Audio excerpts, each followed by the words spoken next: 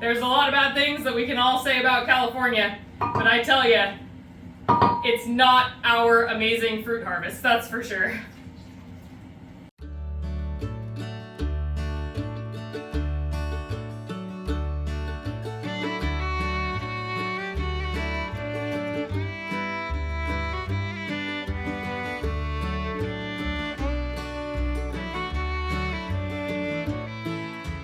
Hi you guys, welcome back to Kirshner FarmStead. If you're new to our channel, my name is Kirsty, and today we are going to be making an orange Christmas jam. An orange jam for Christmas. This doesn't have any cranberries in it, so it's not like if you would look up Christmas jam, it's not quite the same thing, but we are going to be making an orange jam for Christmas gifts.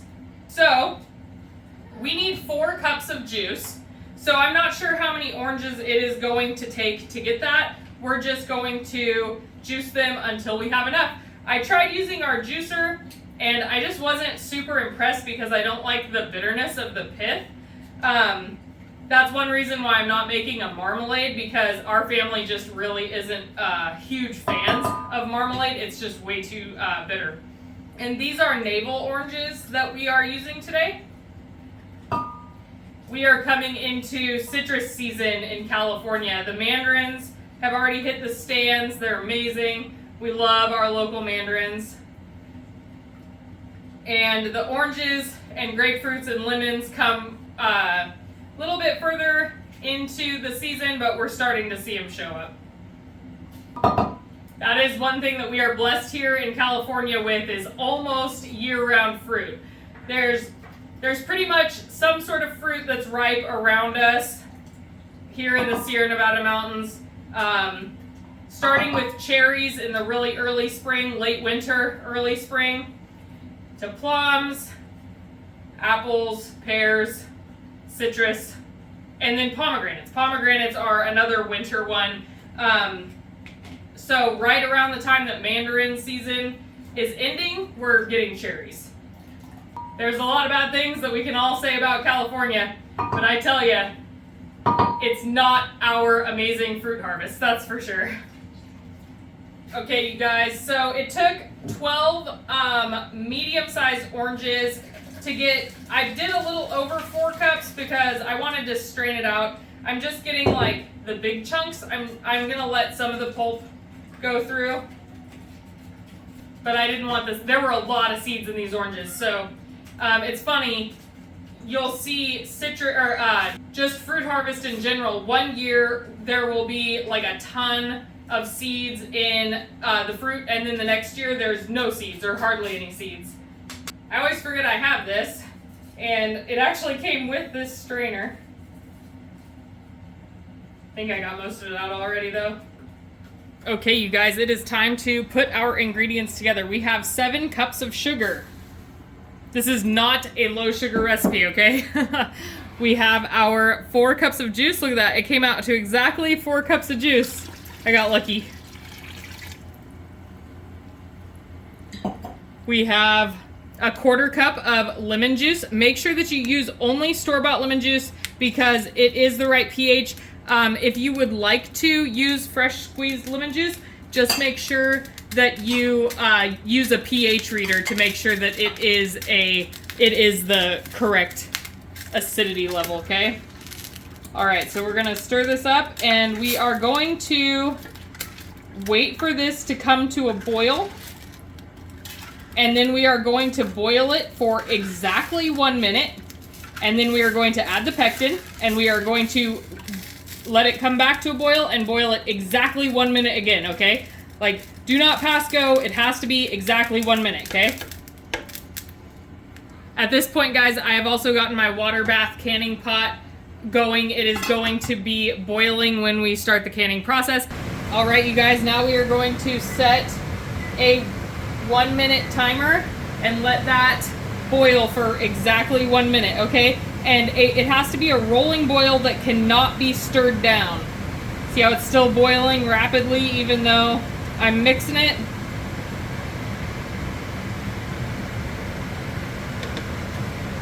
Also, get in the habit of using a nice big pot when you're making jelly. It doesn't have to be gigantic, but your product is going to at least double in size. If you can see how far it's coming up right now.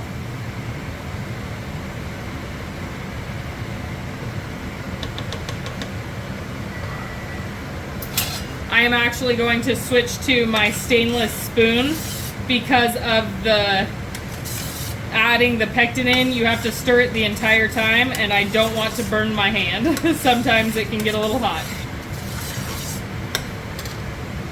Okay, so 3, 2, 1.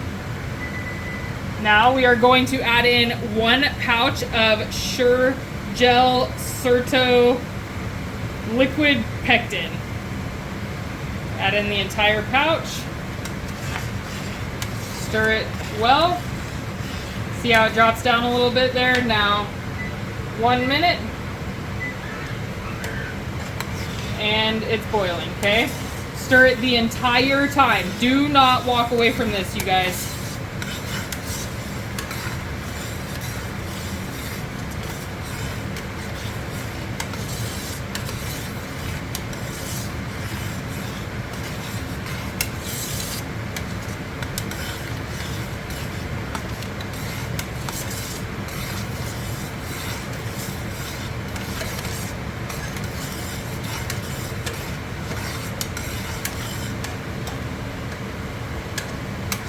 I'm seeing if my handles are hot, okay? Because I'm going to have to grab it in 20 seconds. If your handles are hot, make sure that you have pot holders right nearby.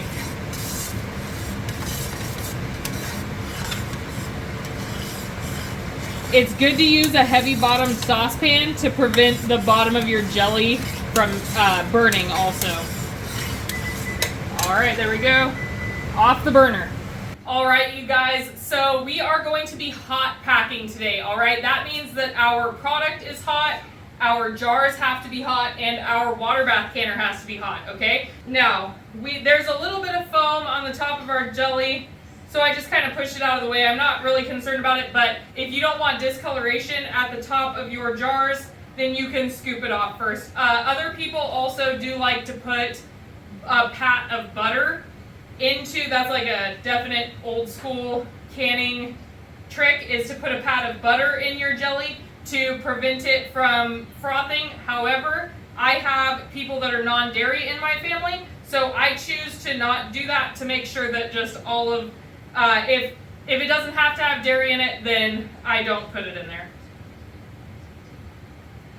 Alright, so we are going to be filling this up to a 1/2 inch headspace in pint-sized jars, okay? This did end up closer to a jelly consistency than jam, definitely. I could have left more pulp in it, but should be delicious either way, right guys?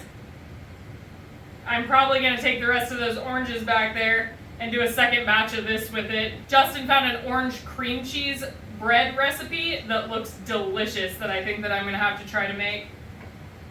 If you guys have any orange recipes that you think are just fantastic, please send them to me so that I can try it out.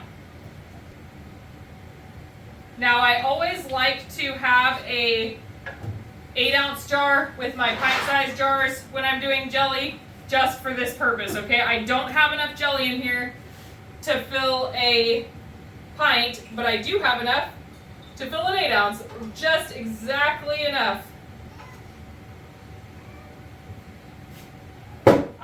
I pulled way too many jars out for that. Alright, you guys, so we are going to wipe off the rims of our jelly jars. Remember, I like to take either a clean flour sack towel or paper towels and dip them into my hot water bath canner. And just make sure that you don't burn yourself when you're doing this, okay? But it just helps get the stuff off when the water's hot. Not a necessity, I just like to do it. All right. Now we are going to put our lids on fingertip tight. You can move these out of the way. And fingertip tight means you spin your ring until there's resistance and then go a quarter turn farther, okay?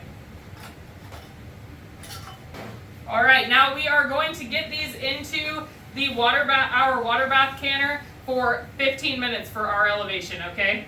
And we will be back.